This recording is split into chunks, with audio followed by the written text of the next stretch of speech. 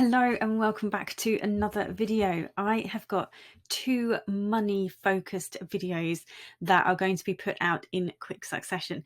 There's this one that I'm recording at the moment, which is how much money do I actually need to make online, and that's going to be followed up by my financial goals for Q1 of 2023. I'm going to pop them out together because they sort of go together quite well, and I think after this video, and you know how much money I need to make to pay my bills, it makes the financial goals video make a lot more sense.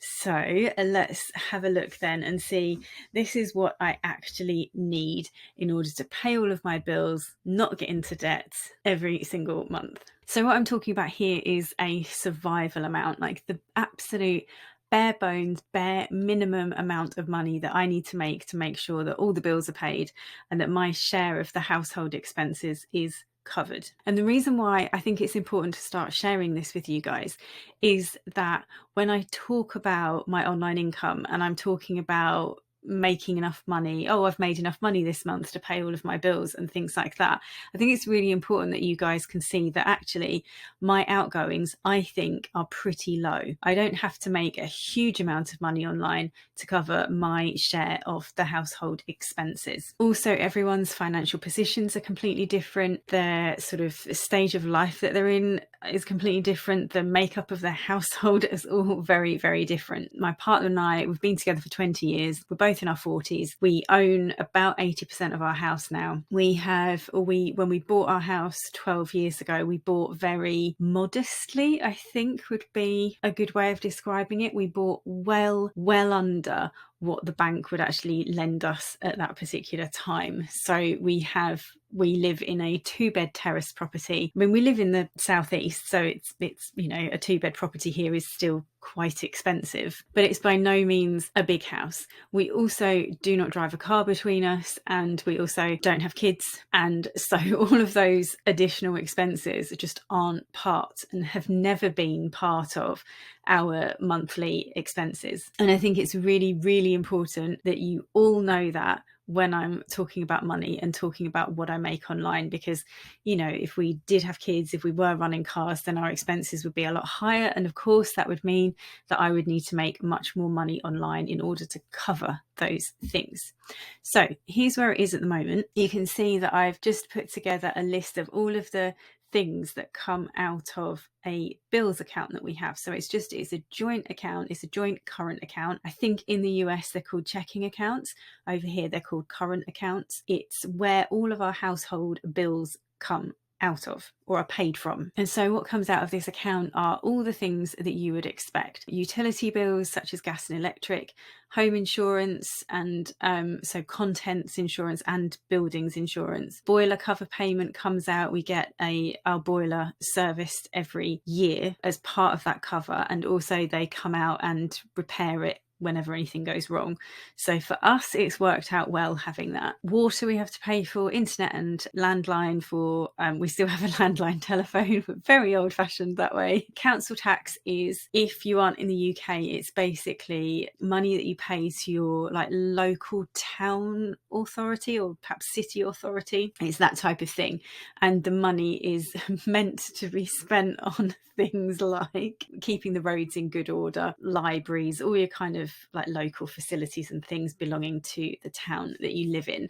And also we have something called a TV license in the UK, which might sound a little bit odd, again, if you're overseas. So I suggest, rather than me getting into it, maybe Google it.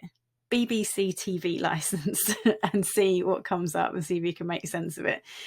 So those are all the bills that come out every single month, all the household bills. Oh, and of course there's groceries on there as well. The current split that we have is that I pay the bills and my partner pays the mortgage. There is a discrepancy between the two payments though, so mine is actually, I'd say, quite a bit smaller at the moment. But one of the things that we have done is we've changed the term of our mortgage because all the interest rates in the UK have gone up massively. We were coming to the end of a 2-year fix on our mortgage, so we've made some adjustments to it. Basically, when the change takes place, and I can't remember, I think either the first new payment comes out in February or it comes out in March. I can't quite remember. I think it's March actually. The two payments will be more in line with each other and it will be an almost 50-50 split. If and when anything kind of changes with all of this, then I will just make a fresh video explaining the setup. So those are all the bills that get covered. If you have any questions about any of that, then drop them in the comments. Drop them politely in the comments. I sometimes find that when you're talking about money, people can be quite rude. There's absolutely no need for it. I like chatting about money, but it needs to be friendly. So there you go. That is the bills total then. So £556, which comes to about $683. So those are the joint expenses that I am responsible for. What I should have said on the last slide actually is with the grocery payment, that's split 50-50 between me and my other half. We pay about half each for the groceries. Groceries for us come to about £200 a month, which I'd say is probably about, I don't know, $230, $240. Again, we cook from scratch most of the time. Yeah, we're kind of buying the raw goods rather than buying lots of stuff that's already pre-packaged and pre-made. And that has been something that has taken a bit of getting used to. To begin with, it takes you more time, but once you kind of get into your stride with it, it actually doesn't take that much extra time at all, and it's really helped us keep our grocery bill down. Anyway, we're not here to chat about my grocery bill, so this is my bills total for the share of the household expenses that I am responsible for. And again, that's just going to be so different in different households, different relationships, different income levels between the people that are paying the bills, all sorts of things like that.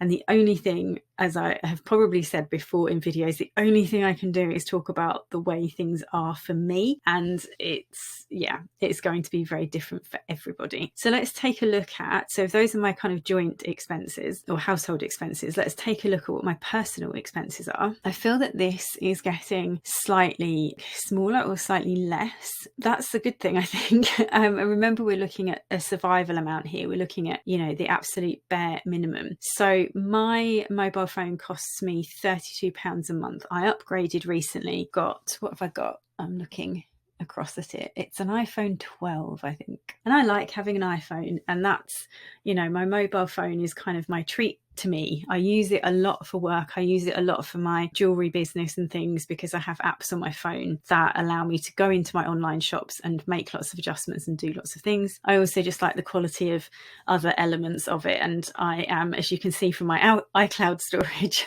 I've bought into the Apple ecosystem, I'm afraid. It's how I like things done, and that's not changing. So don't come at me in the comments with all these different things that I ought to change with regards to that. I'm happy with it and I can afford it, and that's the main thing. So the second mobile that is on there is actually my dad's mobile. My dad doesn't have the internet at home, or just doesn't have the internet. I don't think he's ever used the internet really in his life before. So I set him up with a phone contract because we decided it was easier than him trying to sort of add credit to it in sort of like other ways, like using his debit card and all the rest of it. It was just getting into a bit of a stress about it. So I was just like, I set you up on a contract, Dad. And he really does have like the most basic phone imaginable that I could find for him that seemed easy for him to use. So he has that. It costs, I think it's like £7.50 or £8 every month, and he pays me back for that once a year. I include it in my expenses because I have to be aware that money is coming out of my account every month. And then when he pays me back, it's usually, I think, every like October, November, he'll just pay for a year's worth of his phone. That's like a nice little bonus for me when that comes in. It's almost like having had a savings account or something and I then get the money back. I mean, it's not, but you know what I mean.